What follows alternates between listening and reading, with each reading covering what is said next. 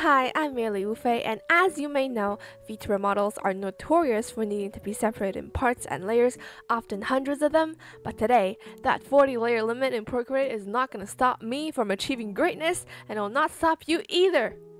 I'm showcasing some of my recent models that I drew with Procreate and rigged in Live 2D. I have been a loyal Procreate user since the beginning of my arting career. All my models are drawn completely in Procreate, never changed even at the toughest times, never doubted you one sec, my G. So if I can do it, you can also create models of this quality, and I will show you how. The general solution is to sever your model into parts, usually 2 to 5 files, export them as PSDs, then piece them together at the end on the computer using Photoshop or Clip Studio Paint. I'll show you the complete process and things you need to look out for. Please watch until the end because there is one big common problem with exporting PSDs from Procreate.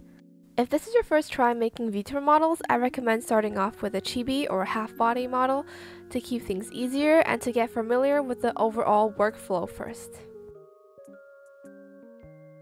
Okay, let's start with Procreate setup. When you first create a canvas, preferably make the width more than 3000 and the length according to your character's height. I usually give myself 4 to 5000, but try to have more than 10 layers available. Then go to Settings, Canvas, toggle Drawing Guide, Edit Drawing Guide, and go to Symmetry, and done. Now your current layer should say Assisted, and everything you draw is symmetrical. You can go back to Settings and toggle off the drawing guide to get rid of the line, and as long as your layer still says Assisted, it's still going to be symmetrical. But when you make a new layer, normally you have to turn on and off the assist by clicking on the layer, but I find it much more practical to make this button a shortcut. So to do that, go in Settings, Prefs, Gesture Controls, and in Assisted Drawing, turn on the first tap square setting. And it might conflict with your default shortcut, but screw whichever shortcut you previously had. And now that this button is Drawing Assist, you can sketch your model out way easier, hopefully. I'm gonna put my sketch time-lapse as examples. It's just a sketch, but try to include all the details and colors you need. This is because it will be much harder to adjust these things later on while seeing how the entire model looks, since your model will be severed. When you're done with your sketch, you can merge all the layers by pinching them together. I mean, if you want to preserve them, you can duplicate your file. But before we move on, I found out that Live 2D actually desaturates the PSD exported from Procreate by like 10%, so I'm going to turn the saturation up in the sketch beforehand to compensate for that. And since everything's one layer, it's easier to do color adjustments, and this was my final color adjustment. And to move on to the detailed model, I'm going to duplicate my file, just going to one of them, and going to crop to just the head. And I can turn on snapping to center it, and crop out all the empty space to save more layers. Similarly, if you want to move on to the body or legs, just duplicate the original sketch and then crop to get more layers. Now for the reference layers, I duplicated to have two, one on low opacity and one on 100% opacity. The lower one is for tracing and the higher one for color picking. So I'm going to demonstrate.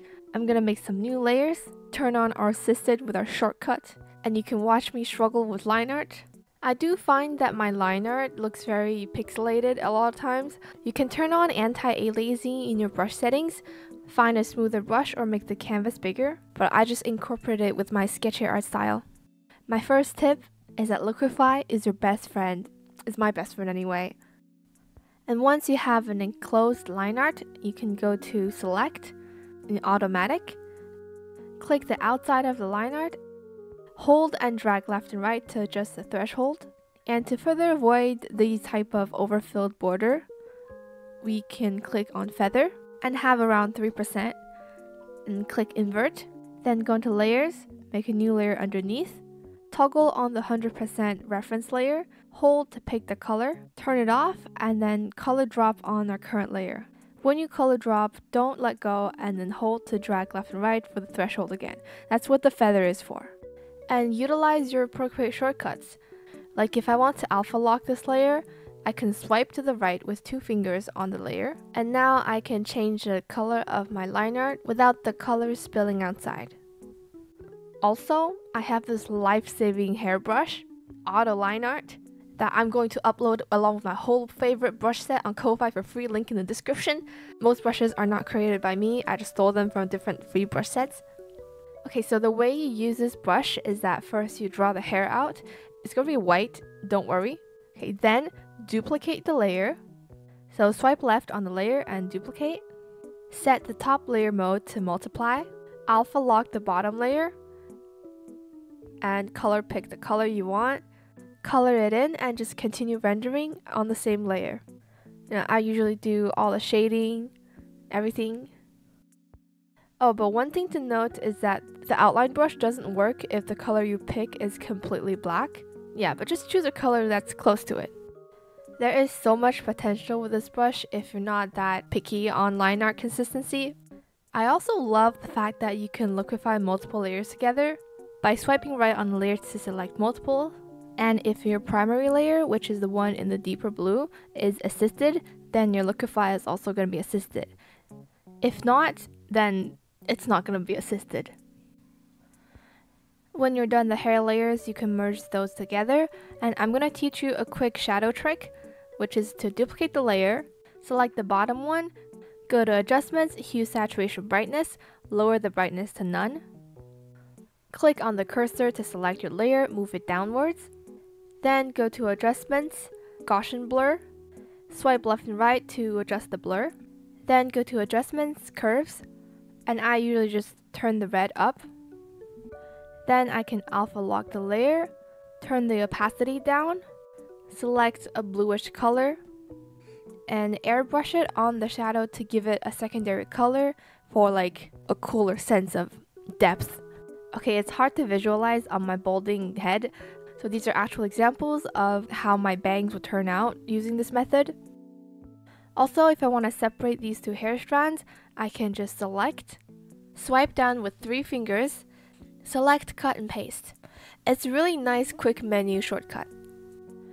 So let's say if I move on to the body, I would want a copy of my rendered head on top of it so that I can visualize everything better. But I don't want to save my severed head as a PNG in my album so that I can import it into my other file. So I can just go to Actions, copy canvas, go back to my body file, and I can paste. And there it is, my head. Also, turn on snapping magnetics so that your parts move in a straight line. And now that you have all the tools and shortcuts, you can continue drawing the model. I have a cutting guide for you to follow. Some general tips for the art is that first, try to avoid irises pointing outwards. They're gonna look like their gaze is not focused. And then second, I recommend drawing some extra hair layers on the sides, at the back, and covering the forehead, just so that there's more volume when rigging and, so that your character doesn't accidentally look bald. And the last one I found out recently is underfills. So it's basically, instead of line art, you have a solid color. It's great for chest, torso, and hair to give that 3D outline disappearing effect. If you're interested, you can look more into this from other artists and riggers. They explain it more in detail than I do.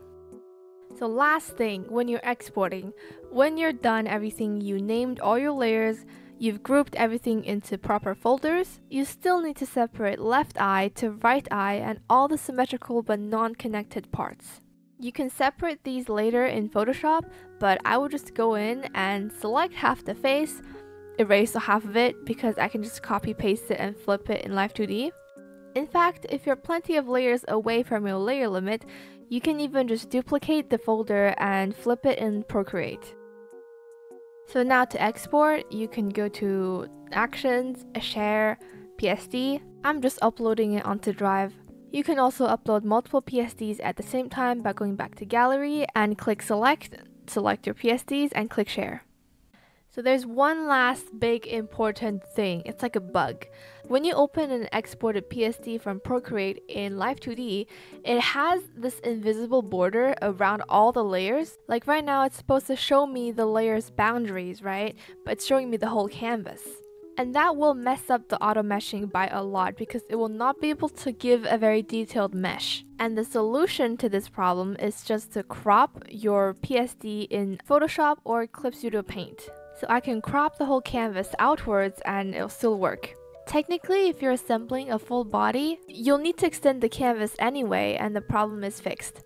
So remember, never send the raw PSD from Procreate uncropped to a rigger with the border because it will mess up auto meshing, and trust me, I have been there in pain and confusion. Also, if your PSD does not open in Live 2D, there is a manual page that I recommend you search up. So yeah, now that the art is completed, if you want to rig the model, I got a full step-by-step tutorial. And if you have any questions, discussions, or want to share your art, feel free to join my Discord server, and I wish you get to create the VTuber of your dreams.